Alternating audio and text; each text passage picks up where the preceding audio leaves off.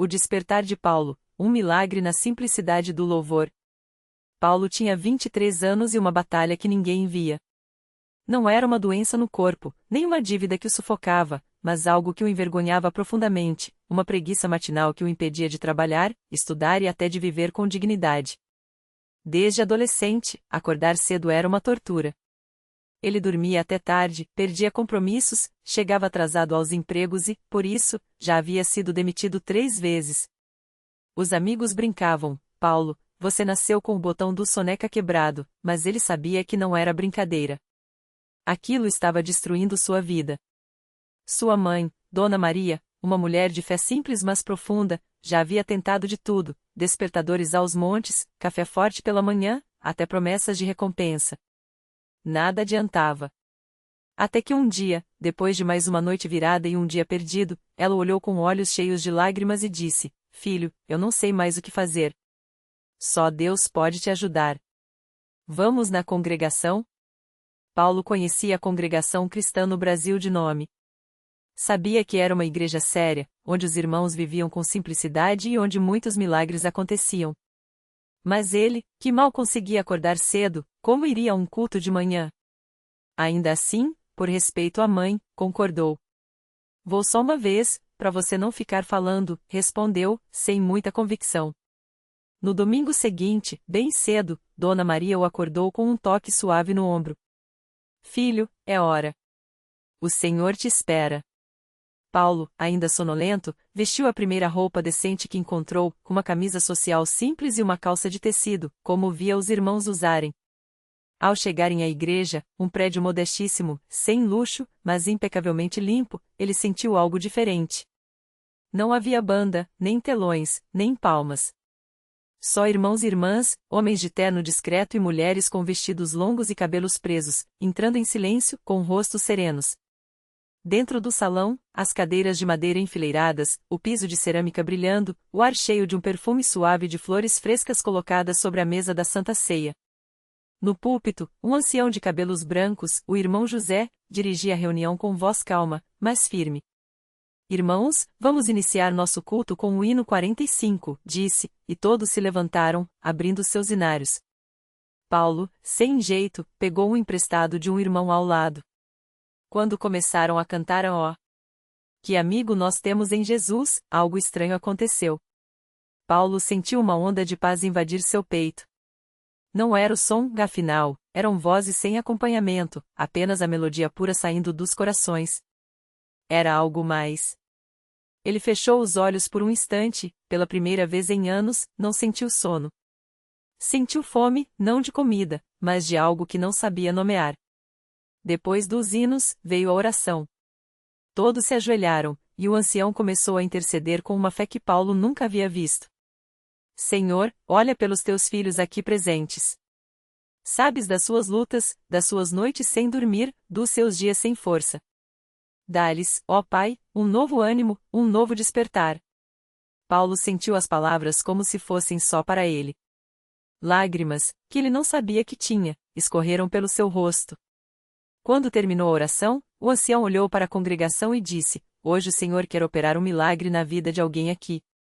Alguém que está preso em uma batalha que parece pequena, mas que tem roubado suas bênçãos. Levante-se, irmão, e dê seu testemunho. Paulo hesitou. Seu coração batia forte. Mas então, como se uma mão invisível puxasse, ele se levantou. Tremendo, começou a falar: Eu não consigo acordar cedo, irmão. Perdi empregos, decepcionei minha família. Parece bobo, mas é como se eu estivesse amaldiçoado. Não aguento mais. Sua voz quebrou. O ancião olhou com compaixão e disse: Não é bobo, filho. O inimigo usa até as coisas pequenas para nos derrubar. Mas hoje, Jesus vai te libertar. Ele estendeu a mão e orou: Senhor, quebra essa cadeia na vida deste jovem. Dá-lhe um coração disposto, um espírito vigilante. Que amanhã, ao primeiro raio de sol, ele se levante com alegria, como o salmista diz: De manhã, Senhor, ouves a minha voz, de manhã te apresento a minha oração e fico esperando um ponto. Os irmãos ao redor começaram a orar também, em voz baixa, mas com uma intensidade que Paulo nunca havia sentido. Sim, Senhor. Liberta nosso irmão. Dá-lhe força. Ele sentiu algo queimar dentro dele, não era dor, era libertação. Naquela noite, Paulo foi dormir mais cedo, sem nem perceber. E quando o sol nasceu, algo incrível aconteceu, seus olhos se abriram antes do despertador. Ele se sentou na cama, confuso. Será que eu sonhei? Olhou o relógio, 5h30. Ele nunca acordava tão cedo. Pulou da cama, cheio de energia, como se tivesse dormido 12 horas. Correu para a cozinha, onde Dona Maria já preparava o café. Ela virou-se, assustada, quando o viu. Filho, você está bem? Paulo sorriu, os olhos brilhando. Mãe, eu tô ótimo. Eu acordei. Sem ninguém me chamar. Ela abriu um sorriso largo e abençoou o nome de Deus. Nos dias seguintes, o milagre se confirmou. Paulo passava a acordar antes das 6, com disposição, sem sono. Conseguiu um novo emprego e, pela primeira vez, chegava antes do horário. Os colegas notaram a mudança. Paulo, o que aconteceu com você? Parece outro homem. Ele só sorria. Deus me curou. No domingo seguinte, ele voltou à congregação. Dessa vez, não foi por obrigação, mas por gratidão. Quando chegou a hora dos testemunhos, ele se levantou novamente, firme. Irmãos, eu vim aqui semana passada quebrado, preso a uma coisa que parecia sem solução. Mas Deus, na sua misericórdia, me libertou. Não foi com remédio, não foi com força de vontade. Foi com oração, com a fé dos irmãos, com a palavra do ancião. Hoje eu tô aqui para dizer, Deus é fiel. Ele cura até a preguiça, quando a gente entrega para Ele. Os irmãos glorificaram a Deus. Alguns choravam. O ancião José o abraçou e disse, isso não é só para você, filho. É para mostrar que nenhum problema é pequeno demais para Deus. Ele se importa com tudo. Paulo foi batizado nas águas alguns meses depois, em um rio limpo, cercado por irmãos que cantavam hinos de alegria. Quando emergiu da água, sentiu que não era só a preguiça que havia morrido, que era o homem velho, preguiçoso, desanimado. Agora, ele era novo. Anos se passaram. Paulo se tornou um homem de oração, sempre pontual, sempre disposto. Casou-se na igreja, teve filhos, e toda manhã, antes de sair para o trabalho, reunia a família para uma rápida oração. Sua mãe, já idosa, olhava para ele com orgulho e dizia, filho, você é a prova de que Deus não desiste de ninguém. E assim, na simplicidade de uma igreja sem alarde, onde o poder não está nos holofotes, mas na fé sincera, Paulo aprendeu a maior lição: Deus não muda as coisas só para nos dar conforto. Ele nos muda para nos dar vida. E às vezes, o milagre não é só acordar cedo, é acordar para Ele. Um dia, enquanto Paulo voltava do trabalho, sentiu um aperto no peito. Não era dor física, mas uma inquietação no espírito. Algo o chamava para algo maior. Naquela noite, durante o culto, o pastor falou sobre a importância de servir. Deus não nos salva só para nos abençoar, mas para que sejamos bênção, disse ele. Paulo sentiu o coração arder. No dia seguinte, procurou o pastor e ofereceu-se para ajudar na igreja. Começou como voluntário na recepção, sorrindo para cada pessoa que chegava. Depois, passou a visitar os enfermos, levando uma palavra de fé e orando por eles. Sua vida, antes vazia de propósito, agora transbordava significado. Foi numa dessas visitas que conheceu Dona Maria, uma senhora idosa que vivia sozinha e doente. Ela mal conseguia se levantar da cama, e os médicos já não davam esperança. Paulo começou a visitá-la toda semana, levando não só comida, mas a palavra de Deus. Oraram juntas, e ele a incentivou a crer no milagre. Um domingo, durante o culto, o pastor pediu que todos que precisavam de um milagre se levantassem. Paulo, sem hesitar, levou Dona Maria pela mão e a ajudou a ficar de pé. Ela, trêmula, mal conseguia se sustentar, mas ali, entre irmãos que oravam e clamavam, algo sobrenatural aconteceu. De repente, Dona Maria sentiu uma força percorrer suas pernas. Primeiro, foi um formigamento. Depois, uma firmeza que não sentia há anos. Com lágrimas nos olhos, ela deu os primeiros passos sozinha. A igreja inteira explodiu em louvor. Paulo, emocionado, abraçou-a, sabendo que aquele não era só o milagre dela, mas a confirmação de que Deus o havia chamado para ser um instrumento de transformação. A notícia se espalhou. Muitos que antes duvidavam começaram a procurar a igreja, atraídos não pelos milagres em si, mas pela fé que os produzia. Paulo, o homem que antes não conseguia nem acordar cedo, agora era um líder na obra de Deus, mostrando a todos que a mudança verdadeira começa quando nos rendemos ao Senhor. E assim, naqueles corredores simples, onde o chão não era de mármore, mas a fé era de ouro, Paulo entendeu que o maior milagre não era o que Deus fazia por ele, mas o que Deus fazia através dele. Porque quando Deus toca uma vida, Ele não a transforma só para o bem daquela pessoa, mas para que ela seja luz em meio à escuridão. E isso, sim, era a maior prova de que Ele nunca desiste de ninguém. O tempo passou, e a vida de Paulo se tornou um testemunho vivo do poder de Deus. Ele não era mais aquele homem amargurado, preso às lembranças do passado e às derrotas que o paralisavam. Agora, suas mãos, antes trêmulas pela dependência, estavam firmes para abraçar os que chegavam quebrantados à igreja. Seu olhar, antes vazio, agora brilhava com a mesma esperança que um dia lhe foi oferecida quando ele entrou pela primeira vez naquele templo simples, mas cheio da presença de Deus. Um dia, enquanto Paulo orava no altar com um grupo de pessoas que buscavam um milagre, uma mulher chamada Mariana se aproximou. Ela carregava no rosto a marca de anos de sofrimento. Seus olhos inchados denunciavam noites sem dormir, e suas mãos seguiam o ritmo nervoso de quem já havia perdido a conta das lágrimas. Pastor, eu não aguento mais, ela confessou, com a voz quebrada. Meu filho está nas drogas, meu marido me abandonou, e eu só vejo escuridão. Já tentei de tudo, mas nada adianta.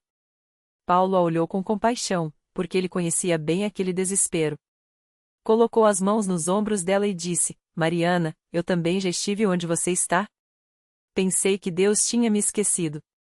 Mas Ele nunca desiste da gente. O que aconteceu comigo, pode acontecer com você. E com seu filho. Então, com a mesma fé que um dia o libertou, Paulo orou por ela. Não foram palavras bonitas ou cheias de teologia, mas um clamor sincero, como de um filho que fala com o pai. Naquela noite, Mariana saiu da igreja diferente. Não porque sua situação tivesse mudado imediatamente, mas porque algo dentro dela havia sido tocado. Ela voltou no dia seguinte. E no outro. E no outro. Enquanto isso, Paulo não se cansava de incentivá-la: não desista agora. A vitória está próxima. Semanas depois, algo inesperado aconteceu. O filho de Mariana, que há anos não pisava em uma igreja, apareceu no culto. Magro, com olheiras fundas e o corpo marcado pelo vício, ele entrou arrastando os pés, como se cada passo doísse. Mas estava ali. Mariana, ao vê-lo, não conseguiu segurar as lágrimas. Paulo, emocionado, abraçou o rapaz e disse: Deus te trouxe até aqui porque Ele tem um plano para a sua vida. Hoje é o seu dia. E foi. Naquele culto, enquanto a congregação orava, o jovem quebrou em choro. Não foi um choro de dor, mas de alívio, como se uma corrente invisível tivesse se rompido. Ele se ajoelhou no altar e entregou sua vida a Jesus. Quando se levantou, seu rosto estava diferente não porque as marcas do passado tivessem sumido de repente, mas porque agora havia uma luz nos seus olhos que não existia antes. Mariana não acreditava no que via. Seu filho, que ela já havia dado como perdido, estava ali, livre. E não foi só ele. Pouco tempo depois, o marido dela, que havia abandonado a família, apareceu na porta de casa.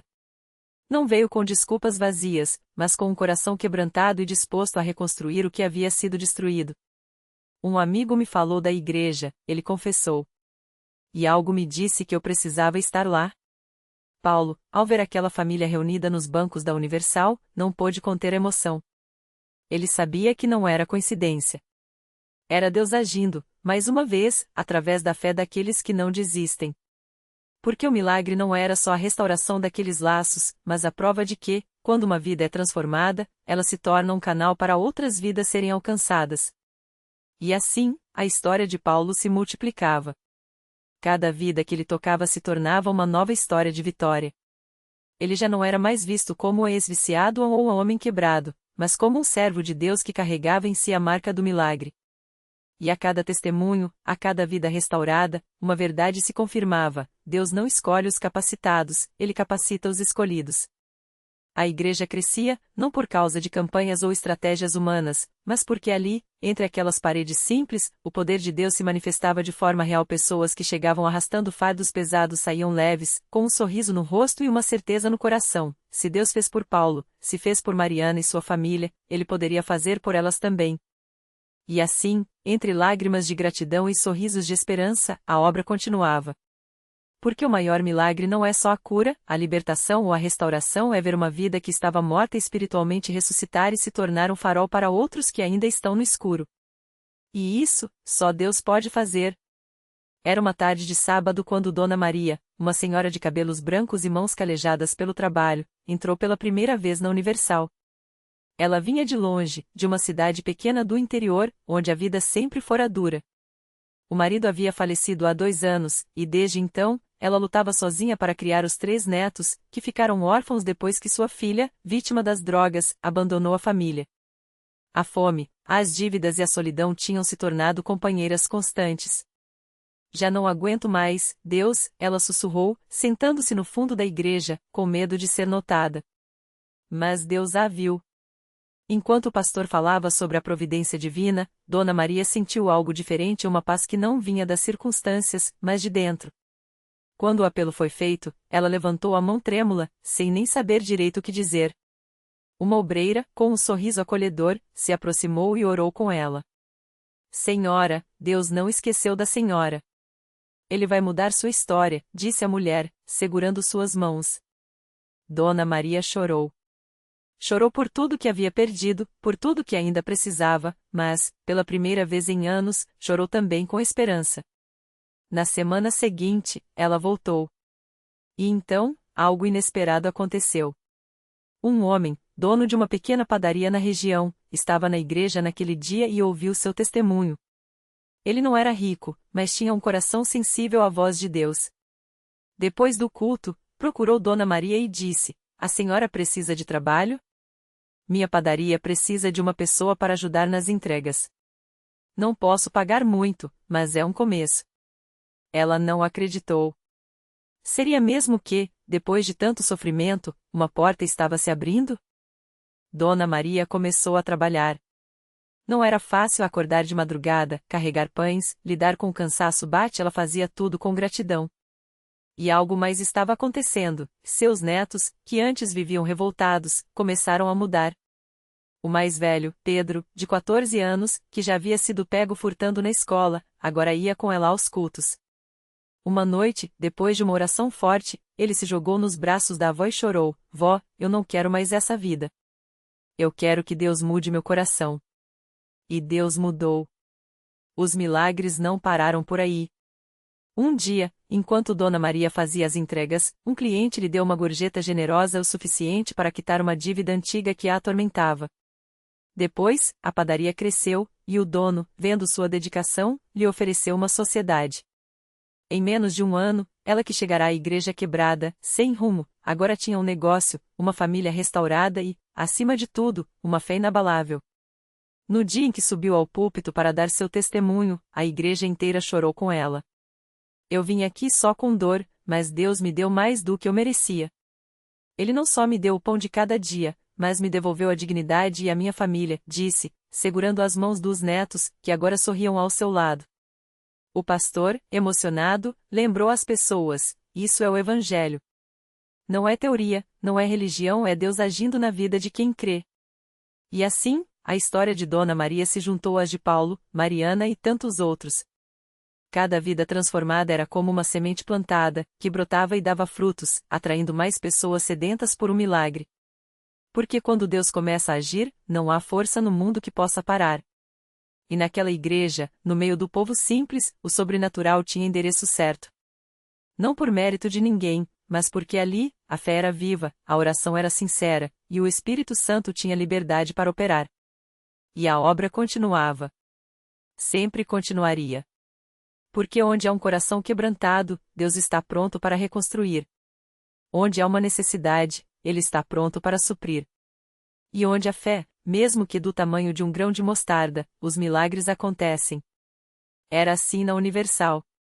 Era assim na vida daqueles que, como Dona Maria, ousaram acreditar. Naquela mesma semana, um jovem chamado Lucas chegou à igreja arrastando não só o corpo, mas uma alma esmagada pelas drogas. Ele tinha apenas 22 anos, mas os olhos vazios contavam uma história de anos perdidos nas ruas, entre doses de crack e noites sem rumo. A mãe, Dona Rosa, já havia chorado todas as lágrimas possíveis, rezado todas as orações que conhecia, mas nada parecia adiantar. Até que uma vizinha, que havia sido curada de uma depressão profunda na Universal, a levou até lá. Lucas entrou relutante, com as mãos trêmulas e o cheiro da droga ainda impregnado nas roupas. Sentou-se no fundo, tentando se esconder, mas o pastor o viu. Não com julgamento, mas com um olhar que dizia: aqui tem saída. Quando o culto começou e as músicas de adoração encheram o lugar, algo dentro dele começou a tremer. Não era o vício, não era a abstinência. Era algo maior, como se uma voz sussurrasse: você não precisa mais disso. Na hora da oração, o pastor chamou todos que precisavam de libertação para a frente. Dona Rosa empurrou o filho gentilmente e Lucas, com as pernas bambas, obedeceu. Quando as mãos foram impostas sobre sua cabeça, ele sentiu um calor estranho percorrer o corpo, como se fogo e paz se misturassem. De repente, uma força invisível o fez cair de joelhos, e as lágrimas, que há anos não vinham, jorraram sem controle. Não eram lágrimas de dor, mas de alívio, como se algo pesado tivesse sido arrancado de dentro dele. Naquela noite, Lucas dormiu em casa pela primeira vez em meses. Sem pesadelos, sem a ânsia pela próxima dose. No dia seguinte, acordou com fome não pela droga, mas por comida, por vida. Dona Rosa não acreditava no que via, o filho tomava café com ela, falava de planos, pedia perdão. Mãe, eu sinto como se tivesse nascido de novo, ele disse, segurando suas mãos. Mas o milagre não parou aí. Lucas começou a frequentar a igreja todos os dias. Não como um obrigado, mas como quem encontrou um tesouro. Em poucas semanas, arrumou um trabalho em uma oficina mecânica, algo que parecia impossível para um ex-viciado sem referência. O dono da oficina, inclusive, era um irmão da igreja que decidiu dar uma chance a ele depois de ouvir seu testemunho. Um domingo, durante o culto, Lucas subiu ao púlpito para dar seu depoimento. Com a voz embargada, contou como Deus havia quebrado as correntes que o aprisionavam. Eu pensava que nunca ia sair daquele inferno, mas aqui, nesta igreja, Deus me mostrou que Ele é maior que qualquer vício, qualquer falha, qualquer passado, disse, enquanto muitas pessoas na plateia choravam, identificadas com sua história. Dona Rosa, sentada na primeira fileira, não conseguia parar de agradecer. Aquele filho que ela já havia dado como perdido estava ali, de pé, firme, com um brilho nos olhos que ela não via desde a infância dele. E mais uma vez, como em tantíssimas outras histórias naquela igreja, o impossível tinha se tornado real. Porque a Universal não era apenas um lugar de pregações ou cultos. Era um hospital de almas, onde Deus operava com as mãos que curam. Não havia caso perdido ali. Não havia pecado grande demais, nem dor profunda demais. O que havia era um Deus que não desistia de ninguém, e um povo que, como Lucas, descobria que a fé não era só uma palavra, era a chave que abria portas onde todos diziam que não havia saída. E assim, a cada vida restaurada, a chama se espalhava. Quem via de fora podia até duvidar, mas quem experimentava, sabia, ali, entre aquelas quatro paredes, o céu se inclinava para tocar a terra. E os milagres, os milagres, eles não eram exceção. Eram a regra. Porque onde a fé é exercitada, Deus age. Sempre. O milagre de Lucas. Naquela noite, enquanto as lágrimas de Lucas ainda molhavam o chão do altar, algo mudou. Não foi um raio, nem um trovão, foi um silêncio sagrado, como se o próprio ar respirasse alívio. Seus joelhos, antes fracos pela dor, agora sustinham um corpo renovado. Os médicos haviam dito que nunca mais andaria sem muletas, que a doença havia roubado sua força para sempre. Mas ali, entre os irmãos que oravam, Lucas se levantou. Primeiro, um passo trêmulo. Depois, outro. E outro. Até que, com lágrimas nos olhos e um sorriso que só a alma libertada conhece, ele correu. Pelos corredores da igreja, enquanto gritos de glória a Deus enchiam o lugar. O impossível não era mais impossível. A reflexão que ficou. Anos depois, Lucas ainda voltava àquela igreja, não mais como um homem quebrado, mas como testemunha viva de que Deus não economiza milagres para quem o busca de verdade. Ele aprendeu que a fé não é a certeza de que tudo será fácil, mas a convicção de que Deus é fiel, mesmo quando o caminho parece sem saída. E que, às vezes, o maior milagre não é apenas a cura do corpo, mas a transformação do coração, daquele que aprende a confiar quando tudo diz para desistir. A lição que nunca se apaga.